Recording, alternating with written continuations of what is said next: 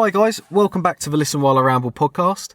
It's our second episode, but before I start, I just want to say thank you because I've had a overwhelming and immense amount of support on the first episode, and it means a lot to me. This episode is a bit earlier than I said in the last episode because I've had a ridiculous amount of questions come through, and I want to try and answer as many as I can, instead of just doing a 15-minute segment and then missing out on loads of questions. So that's what this episode is. We're just doing an extra episode.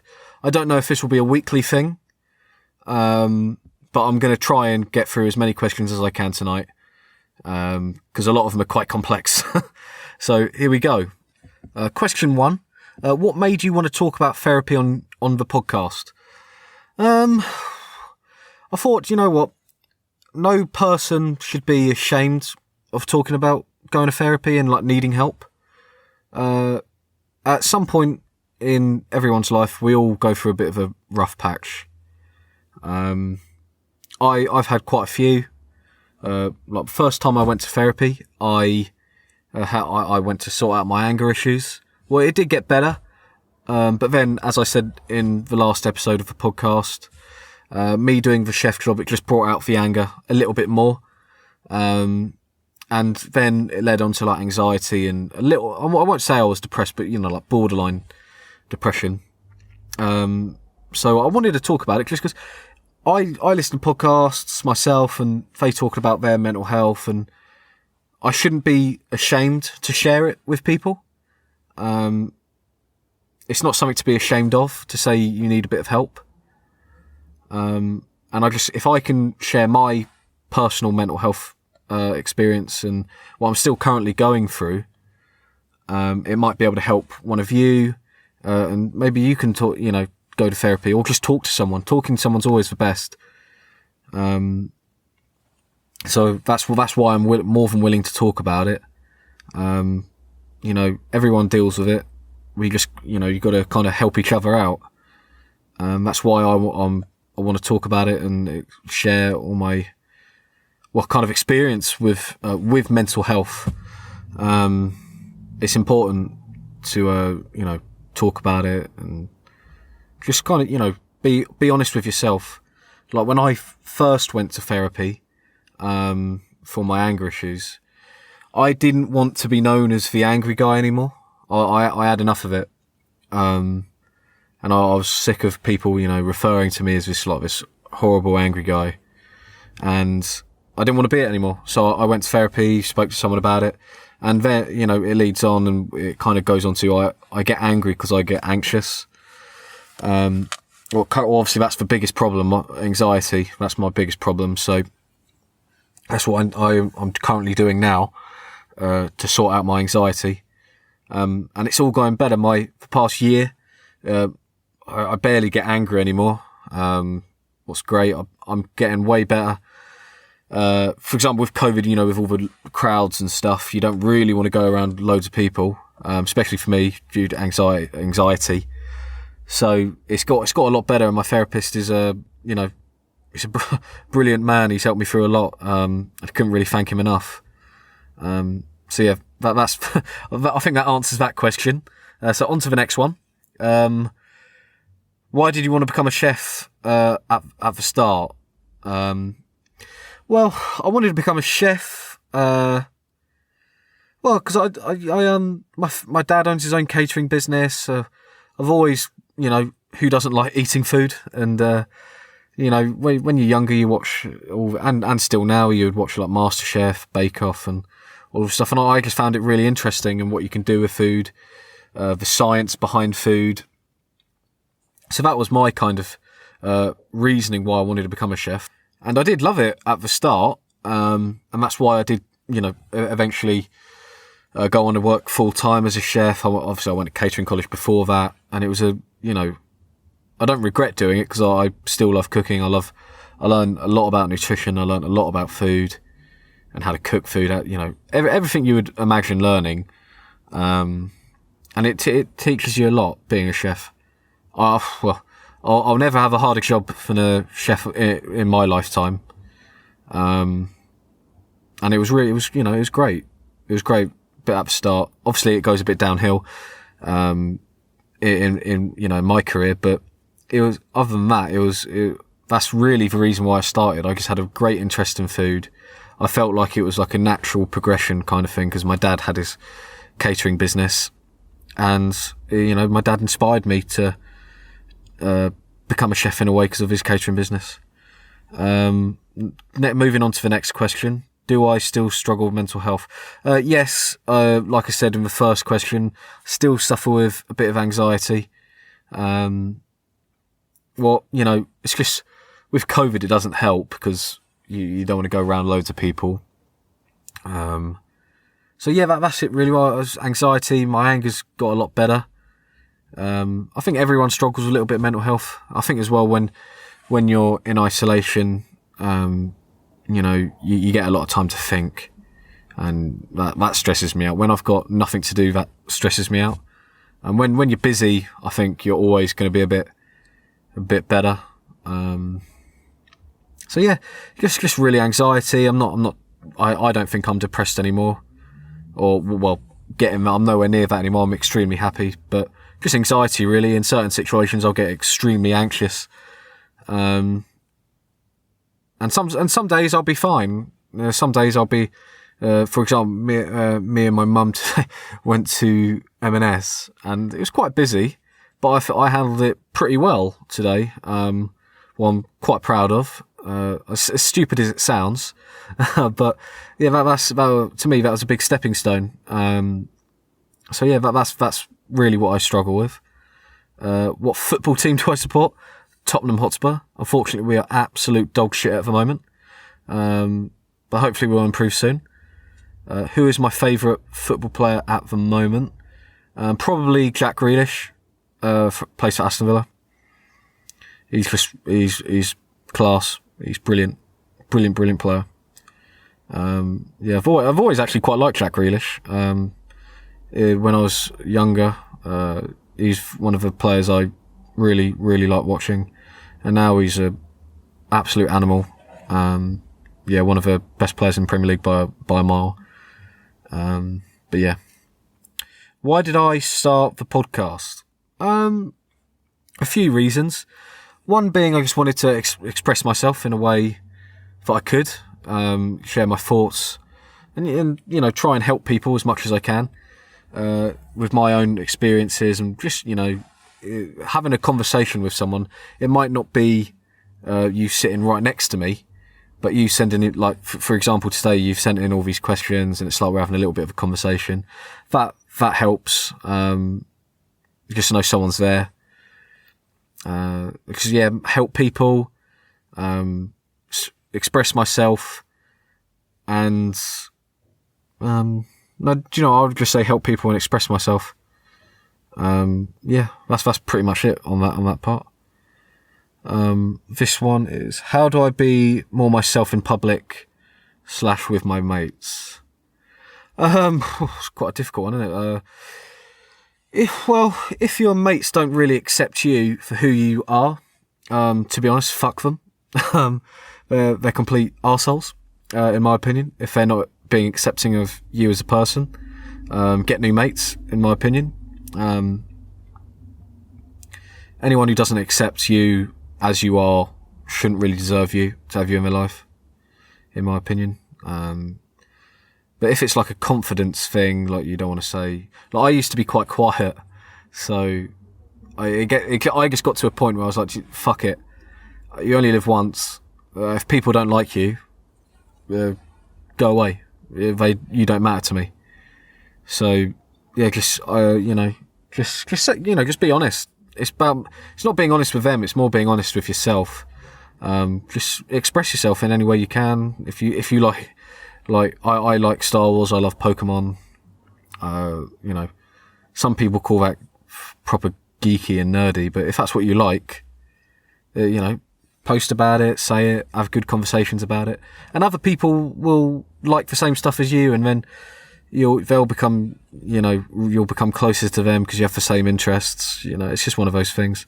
Just to be honest, if your mates are being arseholes to you and you don't really feel like you can be yourself, they're not really your mates, they're arseholes, in my opinion.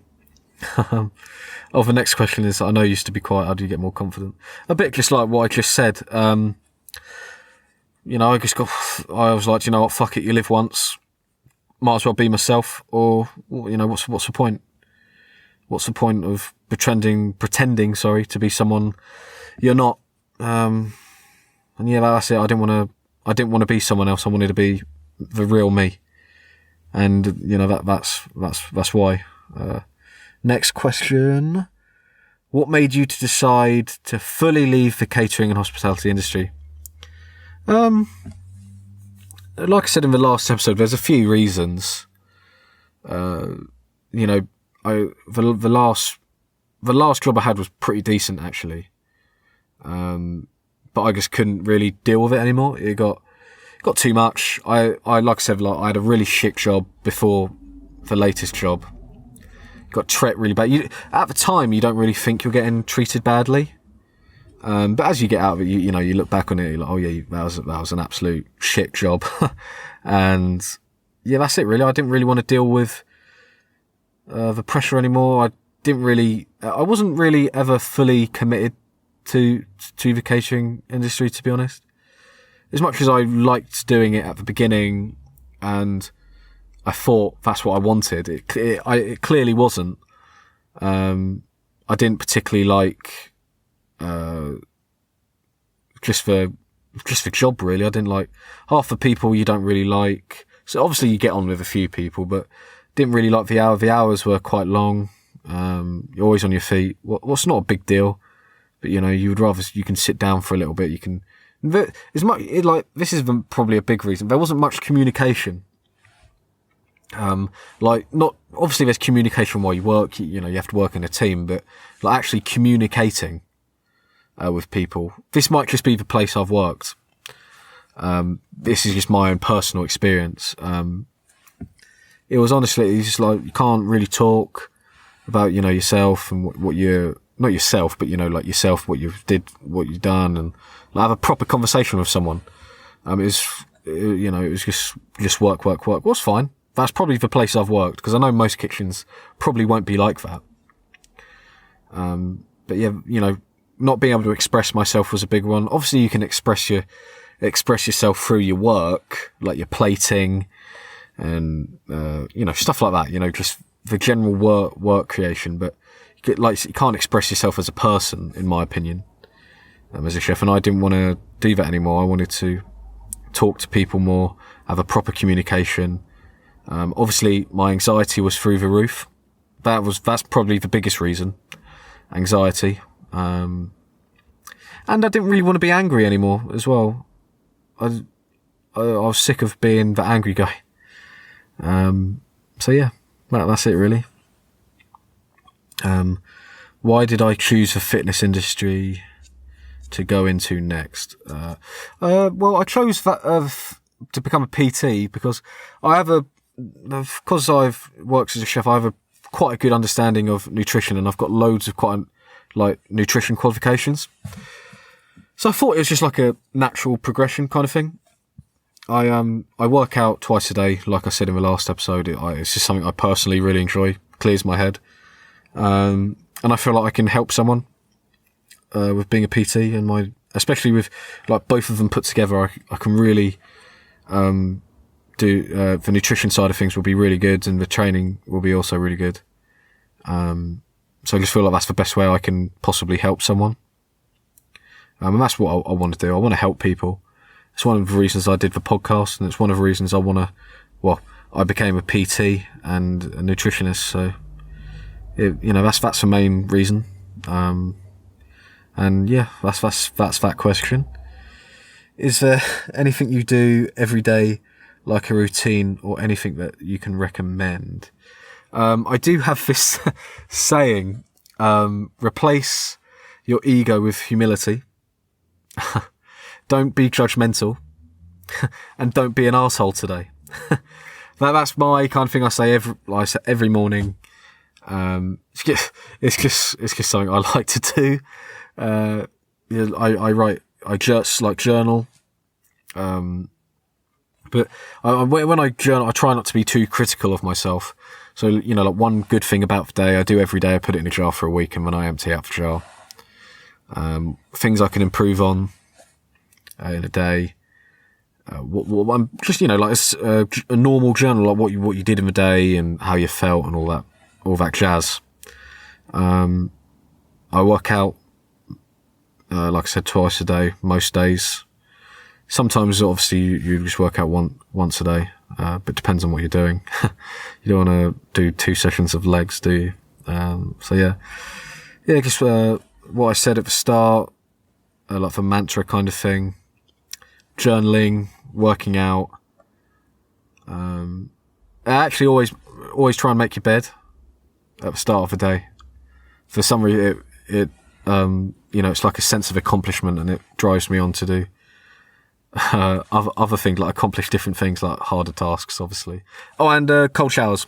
Cold showers are absolutely brilliant. I highly suggest try them. Just stand in there and just try your hardest to stay in there. You're full of adrenaline afterwards. So moving on to the next question. What's the thing you want to do most in life? Well, that's a difficult one. Probably help people, to be honest. Anything to do with helping people, let them accomplish their goals, help them in any way just by talking to them. Probably that. If it's like a materialistic goal and like quite a personal goal, I don't know, probably work in a football club someday as a PT or something, or nutritionist or something like that, in a professional club. Ideally Tottenham, the club I support. That would be a nice dream to have. So if that happens, I'll be extremely happy. Next question. Thoughts on Gareth Southgate and England's Euro chances? That is in next episode. Don't you worry. Don't get me wrong, I think he's an absolute bellend who knows fuck all. But I'll go into more detail next Wednesday. Next question. What should I do? I hate the people I work with. What can you suggest? It depends, doesn't it? It's like because obviously you might not like someone, but you can still work with them. If it's more, like you literally cannot work with them, leave. Like I did. I couldn't work with the people I worked with anymore. And it was too much for me. So I left. Got out of a toxic situation. But if it's like you can work with them, just try and, just avoid them. Like work's work. Try not to think about them too much. Just try and avoid them, but always be civil. I haven't done this, like when I remember I used to get angry, I used to get stressed when I was a chef. So be civil, be nice, don't get overly angry. You might obviously there'll be times where you might have to say something like what you're doing, but don't go too far. Just avoid them, work with them, but keep them at arm's length. But if you're like it's really toxic and you can't handle like working there as a general cause of these people, just leave. There's other jobs out there. Maybe retrain yourself if it's like a trained job you're doing, or it's like a dream job you want to do. Retrain like I did, and just go from there. Next question: who will win the Champions League? PSG or Man City? In my opinion, Man City's got a new defence. Ruben Diaz and John Stones looks pretty good, and obviously the attacking three in the midfield. So I think Man City or PSG in my opinion. Chelsea have got a shout. Or Real Madrid. Real Madrid's always a threat in the Champions League, and obviously they haven't got all their players back yet. So, what do my family think of the podcast? My mum said I shouldn't swear so much. But they're really supportive, and and I think they're really enjoying me expressing myself in any way. What's nice. Let's move on to the next one. Give me a second. Next question is, what made you get tattoos? I just wanted them, to be honest. I got my first tattoo is like a quote from my favourite Bible verse. It says "always for the good," and the T is like a cross. So that was my first tattoo, and I was like, yeah, that's the only one I'm gonna get. And yeah, I just started getting more and more and more. My mum absolutely hates them. She doesn't like tattoos. And I keep getting them, unfortunately, which she's definitely not happy about. I remember when my first like big one I got, I tried to hide it for like a week, and I was like, I think I'm getting away with it. It was on my bicep. It was huge. It's really big. It covers like from shoulder to about my elbow. Like it's a mandala, and like sacred geometry. Honestly, people are like I love this tattoo. I love all my tattoos. There's things I would improve about them. And my mum likes a couple of them, and hates some of them. Like she sees the art in two of them. I've got like a mandala, and then I've got like another tattoo goes from my feet all the way up to my like bottom of my knee. You can see the art in those two, so she's fine with those two. But then I've got like really stupid ones. I've got quite embarrassing, but I've got the Mass Effect, Paragon and Renegade tattoos on the back of my calves. Well, it's super, super nerdy. And I can't believe I'm really saying that on here. She's okay with them. I've got a traditional tiger on my arm. Not my arm, my leg, my thigh, that she absolutely despises. I've got a Japanese dragon, what's not finished yet. I'm probably going to add more to that, because I want to keep that going. I really like that. It's probably my favourite one. But Mum doesn't like that one. And I've got a Perseus holding up Medusa's head on my other thigh, top part of my leg. It's like a Greek mythology piece, what will be added to and finished at some point. No time soon. So, yeah, she hates that one. That's probably her least favourite one, I think. Actually, I've got another one she does quite like. From the show Supernatural, they have like a tattoo on their chest, like a pentagram. I have that on my chest because I'm a huge fan of Supernatural. I love that show.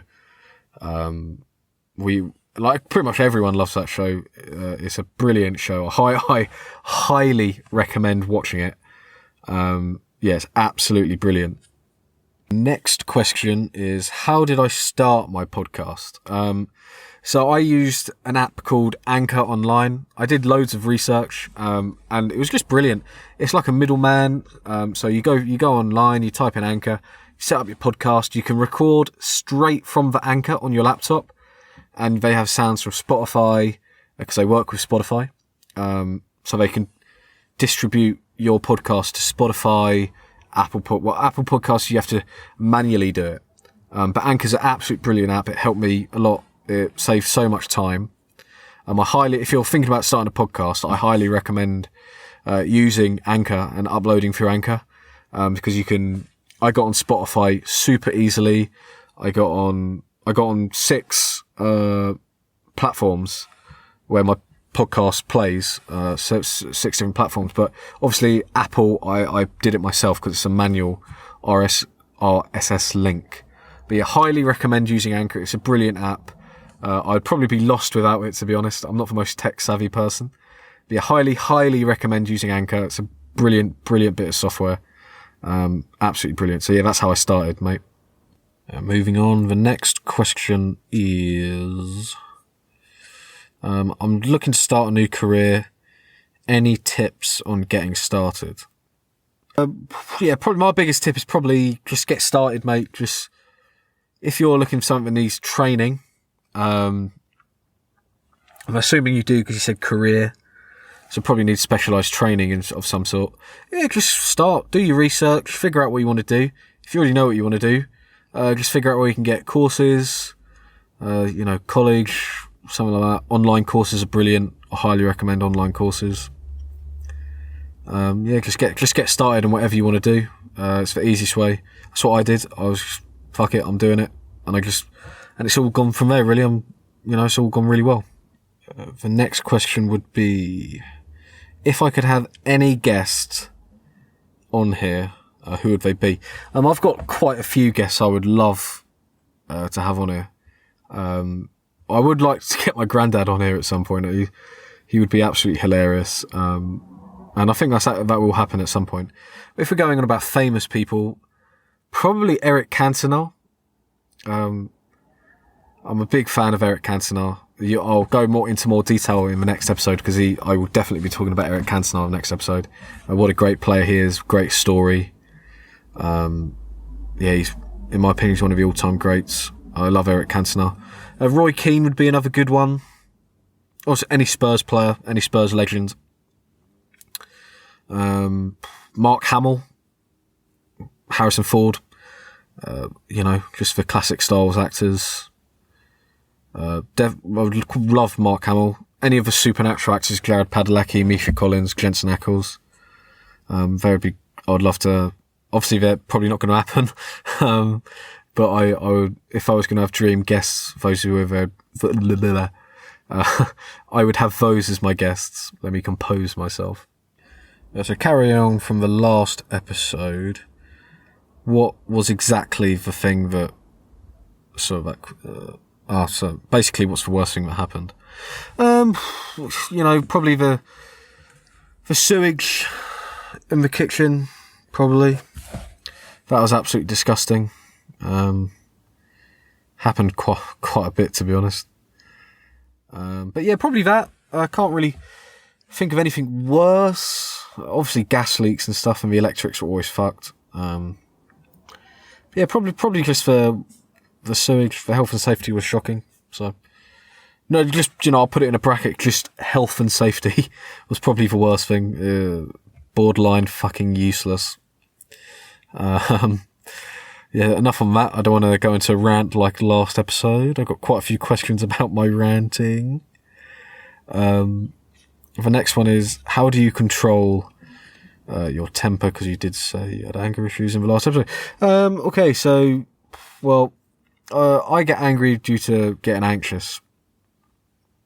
What I do to deal with it now, anyway, I'll try and walk away. There's nothing I really particularly do to calm myself down. I think during lockdown and all of these lockdowns and COVID, I've had a lot of time to myself and kind of thought, do I want to be this guy anymore? Do I want to be this angry, horrible person that no one really fucking wants to talk to? And no, I don't. I didn't want to be that. And I'm not that, in my opinion. Obviously there'll be people who think differently, because there's always haters are going to hate, as the great Taylor Swift says. I can't believe I've said that. This is way too casual for my liking. But yeah, just walk away. I don't count to 10. I think that doesn't work for me. It might work for other people, but definitely doesn't work for me. Just walk away. I think in my head, if I walk away, I'm taking myself out of a situation where I get angry. Like, for example, I don't drink. I'll never drink again. Why would I make the risk of me getting angry higher? So definitely don't drink, because I don't want to get angry. Not that I would get angry if I drink. It's just like I've had it in my head since I was about 18, 19. It's pretty much when you're legally allowed to drink. I got it in my head, I don't want to drink. And everyone looks at me like I'm crazy for that. I just don't want to drink. I don't see the point in it. You can have fun without drink. You can just have, people will hate me for this, but I love sparkling water. So yeah, that's it really. Just take myself away. And I'm better than that. now. I don't need to be petty and get angry. So yeah, that's that one really. So let's move on. So yes, the next question is a bit like the last one. How do you deal with anxiety? The same. Just I in my head, I write everything down, and that kind of makes it a bit easier. So if I get anxious, I'll write it down as soon as I can. I have my journal or diary, whatever you want to call it. But if I'm out and I get anxious, try and just take yourself out of a situation. Obviously, if you're going to have like a panic attack, what I do get from time to time, best because I faint as well when I get panic attacks. You might as well just. My mum always said it. Just sit down, and just kind of shut yourself off a little bit. That's what I do when I'm anxious. That's how I kind of control it. But if I am having a panic attack, I was listening to a podcast and they said just let the panic wash over you. So basically they just let the panic attack happen, kind of thing. Because if you're letting it happen and you're going to have a panic attack, but the panic's washing over you, so you'll never end up having a panic attack because you're in control. And that helps me massively, being in control. Being a chef, not being in control of some things. Some things I was and some things I wasn't. That was a massive thing for me, and that did make me anxious. Not having control. So now me having control in what I do with, my job, my podcast, everything, I've got control of my entire life now. That's a massive help for me to control my anxiety. I hope that helps. But yeah, just you're better than that, in my opinion. Knowing you're better than that's the main thing. But I think that's all the questions I am going to answer today. So yeah, that's going to be it. Thank you for listening. Next week's episode on Wednesday is, like I said, going to be about football. Like I said today, Gareth Southgate and England's Euro chances. I'm going to save that till Wednesday. And send me questions to do with that podcast, because I will be answering your football related questions in that podcast Wednesday. But yeah, that's it. So thank you very much for listening to the Listen While I Ramble podcast, and I'll speak to you soon. Bye.